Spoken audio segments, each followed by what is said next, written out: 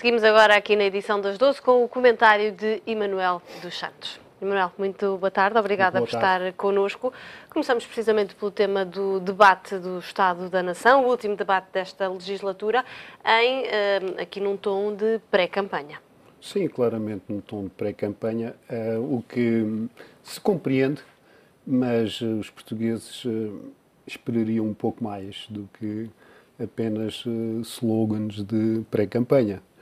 E eu gostava, para aproveitar estes minutos sobre o debate da nação, de falar em 3 mitos que foram, de alguma maneira, veiculados pelo Governo, na pessoa do Sr. Primeiro-Ministro. O primeiro mito é o mito que ele chamou uma das pragas, que é a primeira, portanto será a mais importante, chamadas obras faraónicas, ou se quiser, o excesso de construção no nosso país, no governo a que eu tive a honra de pertencer. Isto é um mito porquê? Porque é uma história que não tem concretização na realidade. O Sr. Primeiro-Ministro falou no TGV, falou nos grandes aeroportos, ou no grande aeroporto, mas como eu, qualquer português pode correr o país de lés a lés e não encontra um metro de linha TGV, não encontra uma estação de TGV, não encontra nos arredores de Lisboa um novo aeroporto e, portanto, empiricamente isso não corresponde a nenhuma obra. Portanto, os projetos de TGV, eu não sei se já o disse nesse programa, mas em 2009 eu ouvi o próprio Primeiro-Ministro, na altura não era Primeiro-Ministro, defender pelo menos 2 linhas de TGV, de Lisboa para o Porto e de Lisboa para Madrid. Bom, mas como lhe disse, a única coisa que eu vejo nesse país são modestos viadutos, algumas pontes inacabadas, que eu não sei se lhes chamarei passadiços, por causa do nome do nosso Primeiro-Ministro, mas são passadiços intransitáveis porque estão inacabados. O hesito se não lhe chamarei obras incompletas gasparinas, em homenagem ao Primeiro-Ministro das Finanças deste governo, porque realmente é uma tristeza ver muitas obras, dessas pequenas obras, que ficaram inacabadas, com prejuízo para o erário público, porque se forem retomadas, provavelmente os ferros já estão enferrujados e, portanto, será necessário retomar, gastar muito mais do que se gastou na altura. Mas o essencial que eu gostava de mostrar aos senhores telespectadores era um gráfico onde se mostra o investimento em construção, a formação bruta de capital fixo no nosso país, nos anos de 2005 a 2011, a parte vermelha que está indicada naquele gráfico. E como os senhores telespectadores verão, em todos os anos nunca se registrou uma única taxa de crescimento positiva, ou seja, a construção de 2005 a 2011 registrou sempre taxas negativas. Aliás, basta falar com os empresários do setor para se perceber isso. O valor acumulado da queda do investimento em construção nesses 6 anos deve superar os 30%. Portanto, vir dizer aos portugueses que os problemas da nossa economia foi o excesso de construção nos 6 anos anteriores a este governo, não passa de um mito que não tem aderência à realidade. Já o dissemos isso, mas continuaremos a repeti-lo até que, alguma vez, as pessoas que, de algum modo, são honestas, se atenham aos números e não apenas à opinião e à propaganda. O outro mito é o mito das finanças públicas, do equilíbrio das finanças públicas. É óbvio que falar em 2010, com todos os problemas que a economia e as nossas finanças públicas atravessaram depois da crise de 2009, falar nesse déficit que tem uma quantidade de medidas extraordinárias que não se repetiriam, e uma delas não é falada porque eu tive alguma responsabilidade nisso, que foi o pagamento de 1.000 milhões, exatamente 1.000 milhões, mais uns euros, de 2 submarinos que tinham sido encomendados por o vice-primeiro-ministro deste atual governo, que foram pagos em 2010 e que foram naturalmente ao déficit. Mas e tudo isso é esquecido. Na verdade, o valor impressiona, é um valor muito elevado, o déficit de 2010. Mas vamos expurgar as contas públicas, o déficit dessas operações extraordinárias, incluindo essa dos submarinos. O que é que nós temos? Eu fiz esse exercício, mas com dados, comparando dados de janeiro a abril, que são os que estão disponibilizados, agora já temos maio, mas eu tinha abril na altura, da execução orçamental, ou seja, os gastos e o déficit da Administração Central do Estado, que a Administração Central inclui a grande maioria, ficam de fora as autarquias e os governos regionais e a Segurança Social, mas é o essencial do Estado. E o que é que nós vemos? Vemos que, descontando já o problema do perímetro das empresas públicas, que estão incluídas agora na Administração Central, a situação real, ou seja, o déficit da Administração Central em abril de 2015 é superior ao verificado em 2011, em 600 milhões, mais de 600 milhões de euros. A despesa da Administração Central, a despesa pública, é superior em mais de 2 mil milhões dos gastos que se fizeram nos 4 primeiros meses de 2011. Mas pode-se dizer que, bom, nessa altura o déficit orçamental estaria, enfim, a fazer-se um esforço gigantesco para se evitar o resgate. Então vamos à dívida. E a dívida é curioso, é que a dívida de maio de 2011 a maio de 2015 tem um aumento de 60 mil milhões de euros. A dívida direta do Estado, que é essa que conta, é essa que o Estado paga, não é? É que está registada nos livros. E a verdade é que se nós atentarmos na frase do Sr. Primeiro-Ministro, que é outro das pragas que o Sr. Primeiro-Ministro ontem atribuiu ao governo anterior, que a dívida estava a crescer a um ritmo galopante. Ora, é fácil medir a velocidade de crescimento da dívida entre 2005 e 2011 e a velocidade da dívida entre 2011 e 2015, ou seja, de maio de 2011 a maio de 2015. E qualquer economista, ou mesmo sem ser economista, fazendo as contas de multiplicar e dividir, percebe que o ritmo de crescimento da nossa dívida nestes 4 anos foi superior ao ritmo de crescimento médio, portanto anual, dos 6 anos anteriores. Portanto, se o ritmo era galopante no governo anterior, eu diria que o ritmo de crescimento da dívida pública neste governo foi supersónico. E não venha o Sr. Primeiro-Ministro dizer, como tem repetido agora ultimamente, depois de abandonar a tese peregrina de que tinha sido a inclusão das empresas públicas tinha feito disparar a dívida, e era essa que não era uma responsabilidade deste governo. Esse argumento já foi convenientemente explicado, mas dizer-se agora que a dívida só poderia aumentar por causa do resgate é uma autêntica falácia, porque o resgate foi feito exatamente uma parte substancial para fazer honrar as amortizações, ou seja, pagar as amortizações de dívida de mercado que nós tínhamos. Portanto, se nós tivéssemos o resgate para amortizar a dívida, ou seja, nós teríamos pedido emprestado 78 mil milhões e pagávamos 78 mil milhões de dívida que se ia vencendo, dívida de mercado, qual era o resultado final? A dívida aumentava a zero. Portanto, o argumento do Sr. Primeiro-Ministro não colhe, não tem base, não tem fundamento. É preciso dizer, falar verdade, falar com clarividência, com fundamento, com rigor, que é coisa que faltou neste debate. Finalmente, só para não ocupar todo o tempo com os mitos, o mito das exportações. Esse é mais do CDS, que tem o pelouro, como nós sabemos, da agricultura ou da lavoura, e, portanto, costuma enfatizar muito o ritmo das exportações.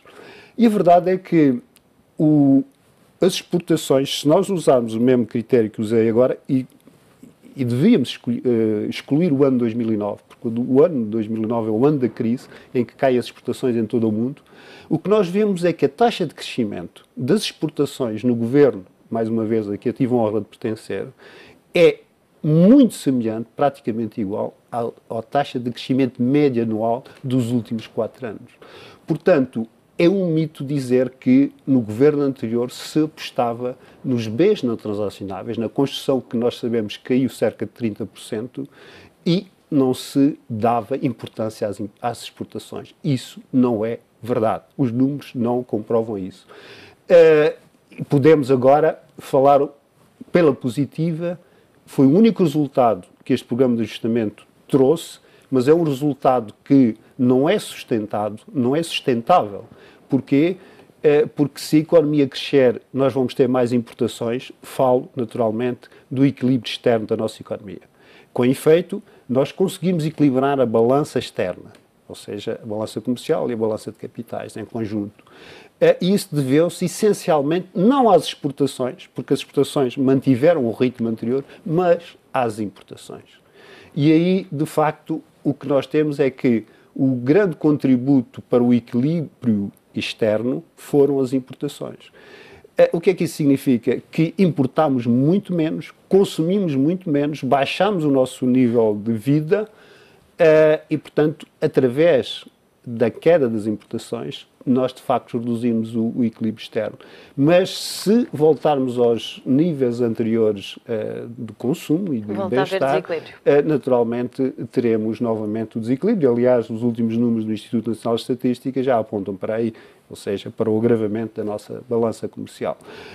Mas não deixa de ser um resultado que, como se diz em valor facial, é verdade. Quer dizer, temos aí um equilíbrio, ainda que temporário, do nosso setor externo. Emanuel, assistimos também ainda ontem no debate sobre o Estado da Nação à questão da Grécia, também por acaso se falou da Grécia como não poderia deixar de ser, aqui com os partidos da esquerda todos com uma visão mais solidária e com Pedro Passos Coelho a dizer que não é viável que um país peça dinheiro aos outros para ir contra todos. Como é que vê esta opinião do Primeiro-Ministro? É uma opinião localizada no tempo que não tem em conta a história. Portanto, o que nós, quando analisamos a situação e o montante de dívida de um país, nós temos que decompor as diversas partes da dívida e perceber como é que se constituiu aquela dívida. Porque, como toda a gente sabe, quando há um devedor, há um credor. Se o devedor tem um endividamento excessivo, foi porque teve credores que lhe emprestaram excessivamente e não avaliando bem o risco. Se foi de propósito ou não, nós não sabemos, mas em alguns casos, provavelmente, como aconteceu também no nosso país, sabemos as campanhas de marketing para as pessoas que não têm rendimentos comprarem coisas a prestações e sabemos que isso leva a situações difíceis, a crédito mal parado, como temos nas empresas e nas famílias do nosso país. Portanto, nós temos que ver que a Grécia chegou onde chegou, e agora podemos usar o raciocínio paralelo, semelhante a que este governo usa quando acusa o governo anterior da situação em que o país estava em 2011. Eu pergunto, quem é que levou a Grécia até à situação onde está agora? Mas, talvez quando 6 meses, que é pouco tempo, quem é que levou, porque a situação que está agora não é muito diferente da que estava há 6 meses, em termos estruturais, obviamente. E quem é que conduziu a Grécia aí? Bom, foram governos que não é o atual governo que lá está. O atual governo é muito mais, como nós sabemos, de esquerda que qualquer um dos outros que lá esteve anteriormente. Mas o que é importante é que a responsabilidade moral também cabe às autoridades, às instituições europeias, que permitiram que a Grécia fosse acumulando a dívida, fosse acumulando um conjunto de problemas estruturais que as instituições europeias não fizeram o que deveriam, o suficiente para ajudar a Grécia a superar esses problemas. Todos nós sabemos, já o dissemos aqui, que a Grécia tem um Estado desestruturado, que tem dificuldade em cobrar impostos, a sua administração tributária não é eficaz a cobrar impostos. Há situações de legislação fiscal que precisam de ser efetivamente alteradas para melhor e, portanto, toda aquela economia precisa de ajuda estrutural. Mas o que é que as instituições europeias fizeram até agora?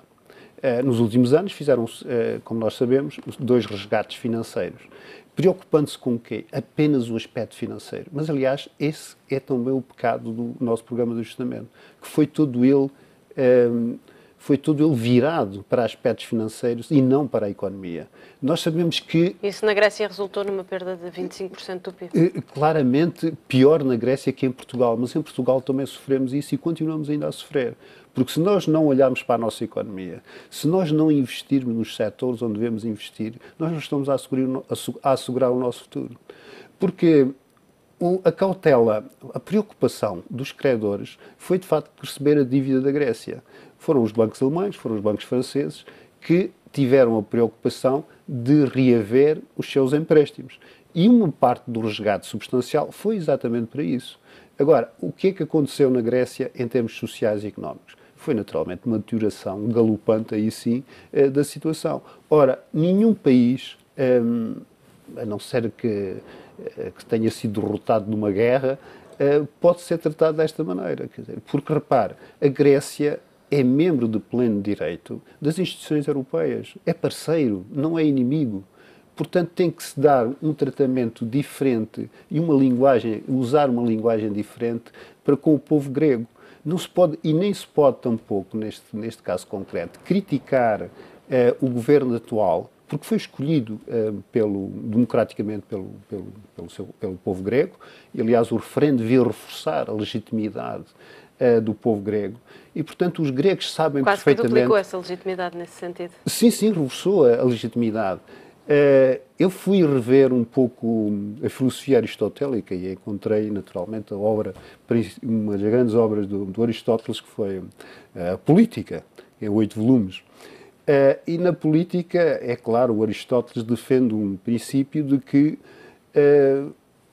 não basta viver, quer dizer, as sociedades não se devem organizar a polis para viver apenas, mas para viver bem, para dar felicidade aos cidadãos e às famílias.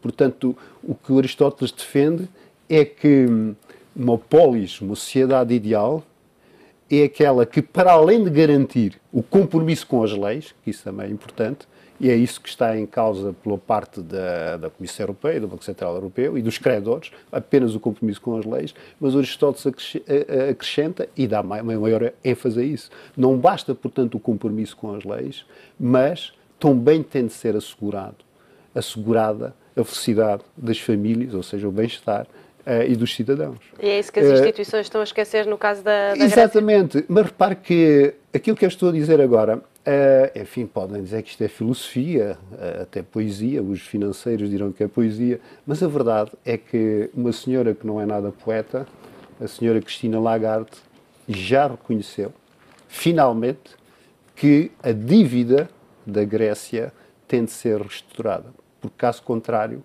não há solução para o problema. Portanto, ela enfatizou que o problema da Grécia e a solução para esse problema tem duas pernas. Uma era a restauração da dívida e a outra, de facto, é um programa económico. Eu estou absolutamente de acordo com isso. Aliás, não tenho feito outra coisa neste programa que dizer isto. Portanto, eu estou contente que, finalmente, alguém de grande peso no Fundo Monetário Internacional, que é a própria Secretária-Geral, por assim dizer, pois diga exatamente aquilo que nós temos dito neste programa.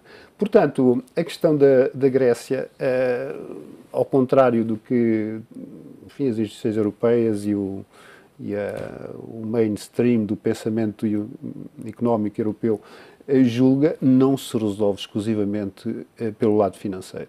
É impossível, não tem solução. Portanto, eu acredito que, finalmente, há outros países também já mais virados para uma solução deste género. Estou a falar na França e na Itália, que já não há unanimidade, já não houve unanimidade na última cimeira. E eu suponho que a força da realidade, eu não diria a força da razão, mas da realidade, vai impor uma solução, de facto, que passa pela restauração da dívida da Grécia. Vamos aguardar para ver os desenvolvimentos. Emanuel, muito obrigada De nada. pelo seu comentário aqui na edição das 12.